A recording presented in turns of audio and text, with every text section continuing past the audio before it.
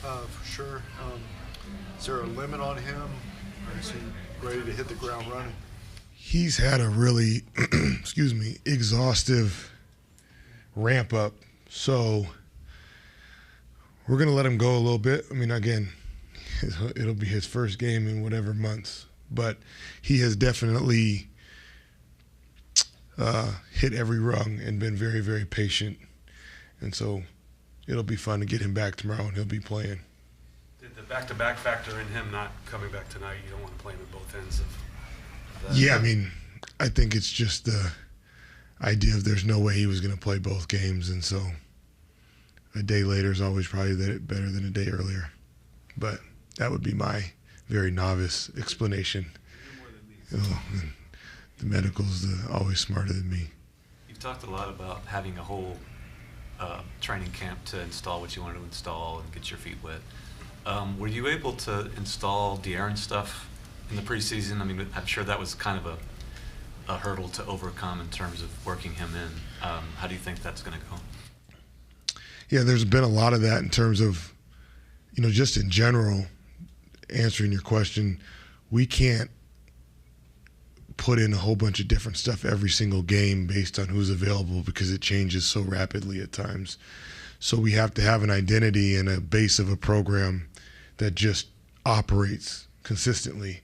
And then obviously there's stuff that can be tailored to or focus on some of your bigger characters, obviously, in the game, and he's one of them. And so I do think there'll be obviously aspects of our team or things that we may focus on or try to exploit when he's on the court because he's elite at some of that stuff. So it's kind of a yes or no question, I guess, but I try to be clear on that.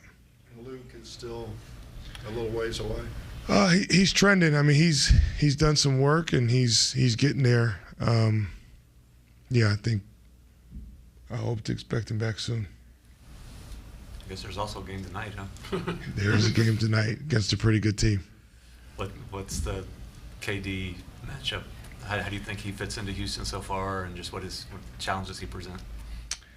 Yeah, I mean, he's arguably, and maybe not arguably, the best scorer that I've ever laid my eyes on, and he's been doing it for a long time and has been able to find a way to do that in every team and program he's been a part of. Obviously, Ime has experience with him, and so I'm sure that was a pretty seamless fit in terms of those two hitting the ground running and being able to complement each other as a coach and a player. I think they obviously had a really good season last year, and they felt there was a need to bring in somebody that could kind of be the head of their snake, so to speak, on offense, and who better than one of the best scorers we've ever seen. So I think they obviously still have their identity of the defense and the rebounding and the ruggedness, and then you add an elite scorer and closer like him. Sure, they probably feel pretty good about the recipe right now. Are Sohan and Olynyk, are they available tonight? Yes.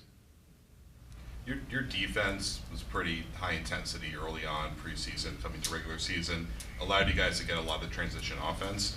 But in the games where it slowed down a little bit and you've had to just operate more out of the half court, how do you feel like you guys are doing, and what are you looking to see develop over the next few months? I think that word is a big word, develop.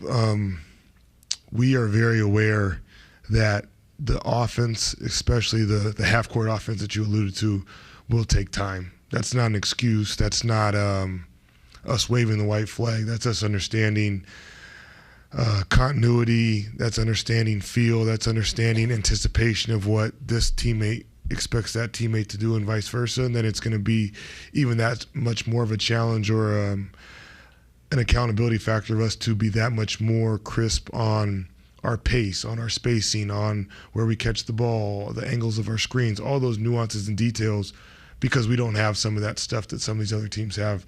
Most importantly, time together and continuity of playing with each other. And so going back to the front of your question in terms of that's why the defense is so important.